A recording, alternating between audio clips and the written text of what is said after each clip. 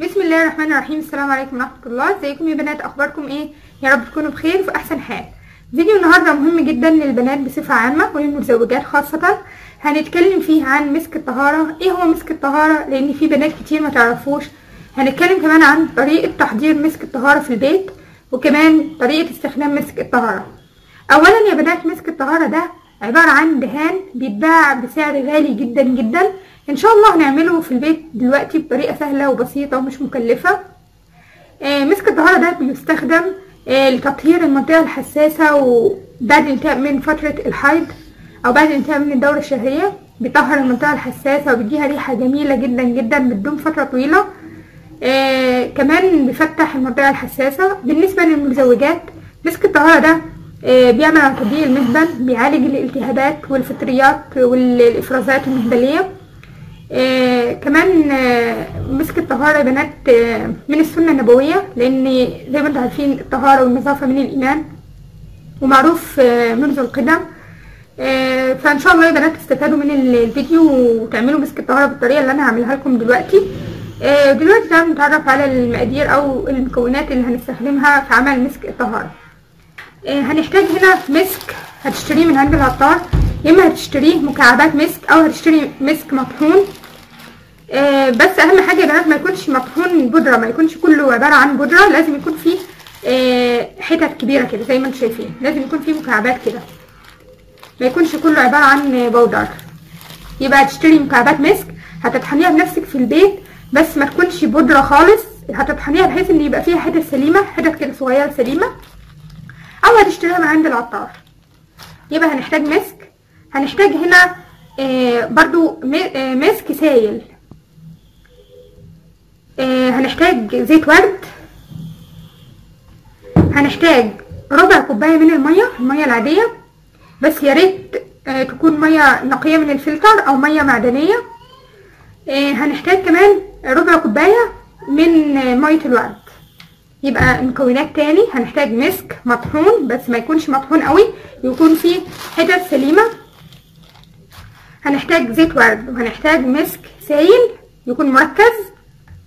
هنحتاج ربع كوبايه من الميه النقيه او المعدنيه. هنحتاج كمان ربع كوبايه من ميه الورد. ودلوقتي تعالوا نعمل مع بعض مسك الطهاره. انا هستخدم الازازه اللي فيها ميه الورد لان فيها ربع كوبايه. تستخدمي طبعا انت علبه او ازازه زي ما انت عايزه. هضيف لها ربع كوبايه الميه.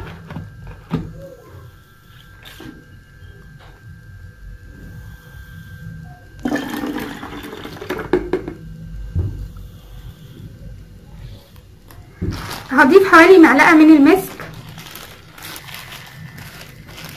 زي ما انتم شايفين المسك هنا فيه حتت لسه سليمه وعباره عن حتت تانية بودره، فهو المعلقه هتكون خليط من البودره وقطع المسك اللي لسه سليم. هنضيف حوالي معلقه كبيره.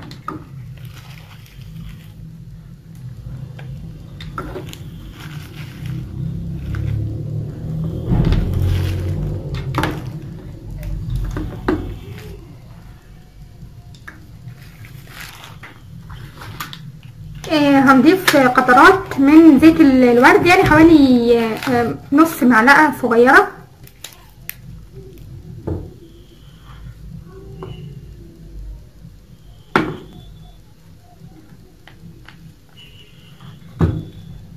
برضه هنضيف قطرات من المسك السائل، بس ضروري يكون مسك مركز. تشتروا الحاجات دي يا بنات من عطار يكون كبير، عطار موثوق منه، علشان يديكم الحاجه الاصليه.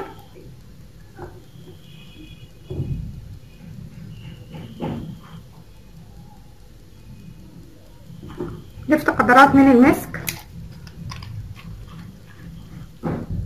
بس كده هتقفلي الازازه، هترجيها كويس.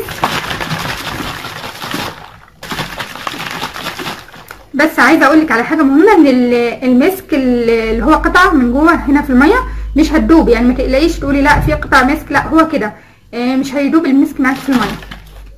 بس كده هو ده مسك الطهاره اللي احنا عملناه بطريقه سهله جدا وبسيطه، وبيتباع في المحلات بسعر غالي جدا، وكمان ممكن ما تلاقيهوش، يعني مش متوفر قوي. ودلوقتي تعالوا نشوف مع بعض طريقه استخدام مسك الطهاره. اولا يا بنات زي ما قلت لكم مسك الطهاره بيستخدم لتطهير المنطقه الحساسه ومنحها رائحه جميله جدا بعد الانتهاء من فتره الحيض سواء للبنات او للمتزوجات. طريقه استخدامه سهله جدا. هتجيبي قطنه هتغمسيها في مسك الطهاره اللي احنا عملناه او اللي انت هتشتريه جاهز ما تفرقش. هتغمسيها في مسك الطهاره وبعد كده هتستخدميها على المنطقه الحساسه. طبعا الاستخدام هيختلف من البنات للستات زي ما انتم عارفين. اولا بيطهر المنطقه وبيديها ريحه جميله جدا، ريحه رائعه بتستمر لفتره طويله قوي. كمان بيفتح، وبالنسبه للمتزوجات بيساعد على تضييق المهبل وعلاج الافرازات والالتهابات والفطريات.